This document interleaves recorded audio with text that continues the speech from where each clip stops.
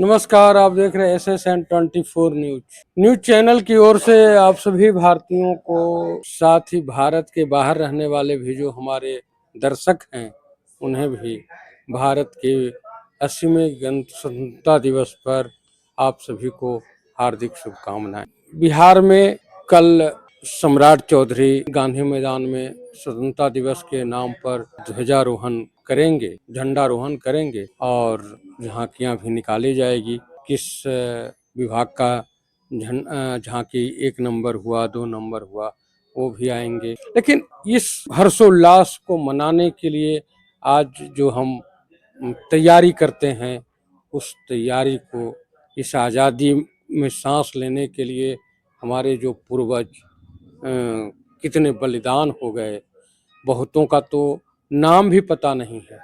लाखों नहीं करोड़ों लोग गुमनाम अपने आप को कुर्बान किए। कहीं उनका न कोई रजिस्टर में नाम है, न इतिहास के पन्नों में उनका नाम है। वैसे लोगों को हम केवल श्रद्धांजलि समर्पित कर सकते हैं। कहीं उनकी न प्रतिमाएं हैं, न कुछ हैं। फिर भी आज़ादी की जो जज्बा था, उस जज्बा को आज भी हम नमन करते हैं। और आज स्वतंत्रता दिवस के पूर्व संध्या पर हमारे साथ हैं कांग्रेस नेता अरुण पाठक जी। सर, आज़ादी के बहुत बहुत धन्यवाद सर। आपको 80वें वर्षगांठ पर आपको हार्दिक शुभकामनाएं। ये आपको और आपके सहित पूरे देशवासियों को स्वतंत्र दिवस की हार्दिक बधाई और शुभकामनाएं देता हूं।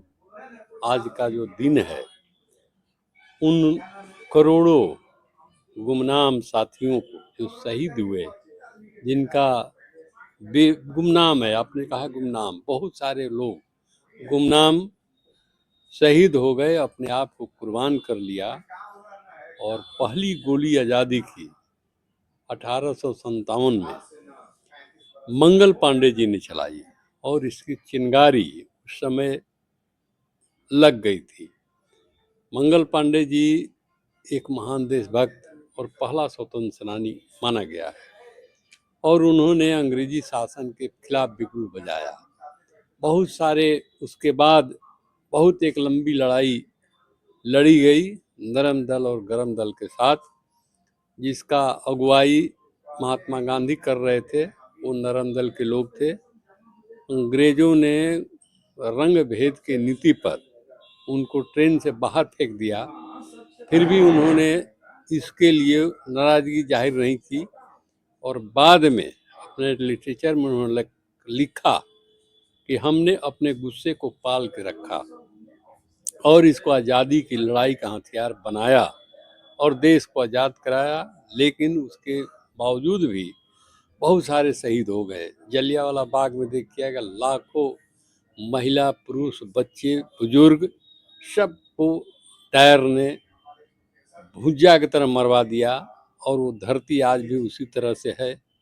वो धरती को नमन करने में जब भी उधर मौका मिलता है, मैं उस जगह पर जाता हूँ जरूर। जब हमको पार्टी, कांग्रेस या अन्य कार्यों से मैं वहाँ जाता हूँ तो उस धरती पर जरूर जाता हूँ। वो धरती नमन करने लायक है, क्योंकि हमारे लाखों शहीद वहाँ, उनकी आत्माएं शहीद हुई और तब हमारा देश आज़ाद हुआ। अब बहुत सा कुर्बानी लिया है यह देश, तो देश को सजाने की ज़रूरत है। देश को उस उनके कुर्बानियों को आज की युवा पीढ़ी को सबक लेने, याद कराने की ज़रूरत है कि यह देश बहुत सा मुसीबत के बाद सजा के दिया गया है। इस देश को रखना मेरे बच्चों सब हम लाए हैं कि तूफान से किश्ती निकाल के इस देश को रखना मेरे बच्चों सब। तो आज उसकी ज़रूरत है।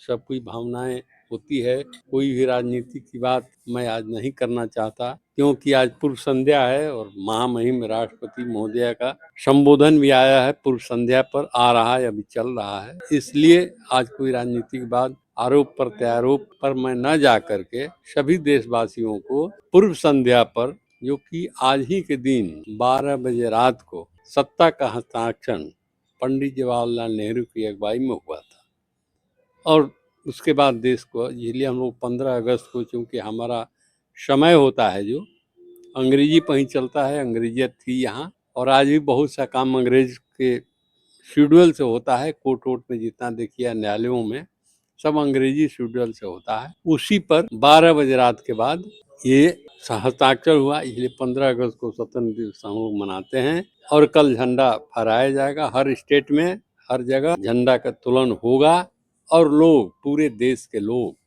अपने अपने घरों पर तिरंगा फहराएंगे और ये शुभ दिन और राष्ट्रीय त्यौहार के रूप में मनाया जाता है। मैं देशवासियों से अपील करता हूँ कि अपने अपने घर पर तिरंगा फहरा करके और इस पर्व को मनाएं। हार्दिक बधाई और शुभकामना मैं देता हूँ। सारे जहां से अच्छा हिंदुस्तान हमारा, यह गीत जो है आज भी लोग गुनगुनाते हैं। लेकिन मोहम्मद इकबाल जो कभी भारत को सारे जहां से अच्छा बताया, उन्होंने ही इस देश को द्विराष्ट्र का भी घोषणा किया। ये बड़ी भारी विडंबना है, इसके पीछे बहुत सा कारण है।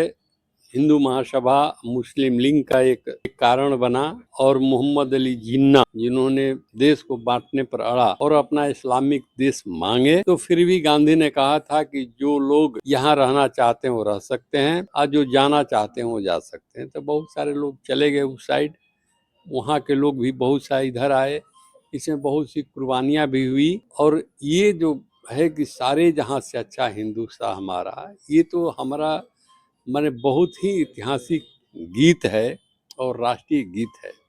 देखिए, जब श्रीमती इंदिरा गांधी प्रधानमंत्री थी, एक राकेश शर्मा जी स्पेस में गए थे, अंतरिक्ष में चांद के मिशन पर था।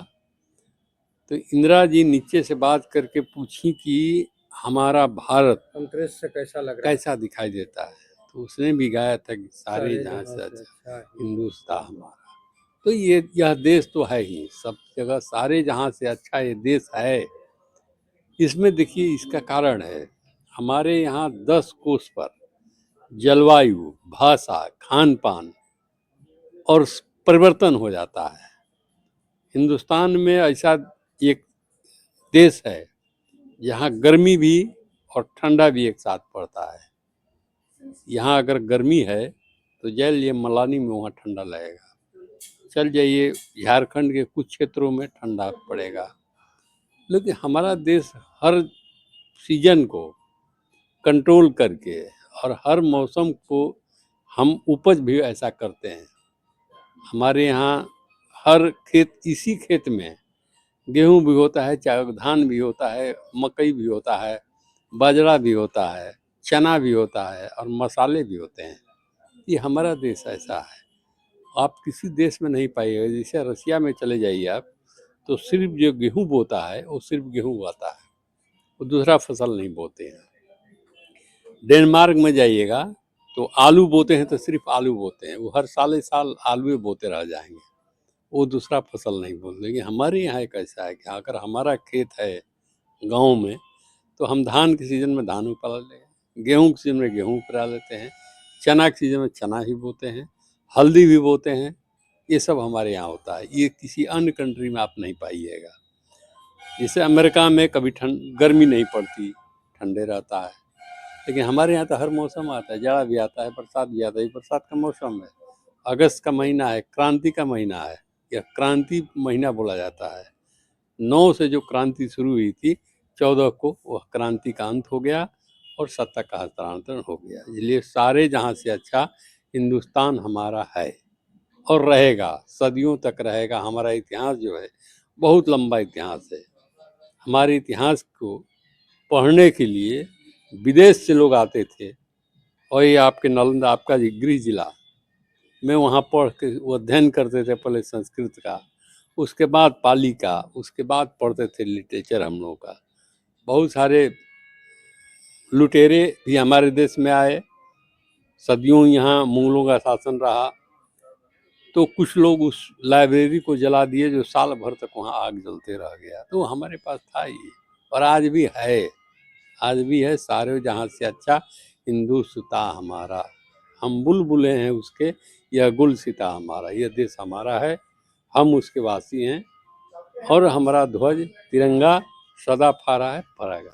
कभी तिरंगे को हम लोग नीचे नहीं गिरने देते हैं। मैं परसों मौर्या लोक में था, एक तिरंगा गिरा तो बच्चा ने दौड़ के उठा लिया। बहुत छोटा बच्चा था, 3 साल 3.5 साल का होगा। तो मैंने उसको उठाया, उसके माँ बाप भी थे और उनके माँ को मैं बोला कि बेटा पर ध्यान दीजिए, यह एक दिन देश का नेता बनेगा।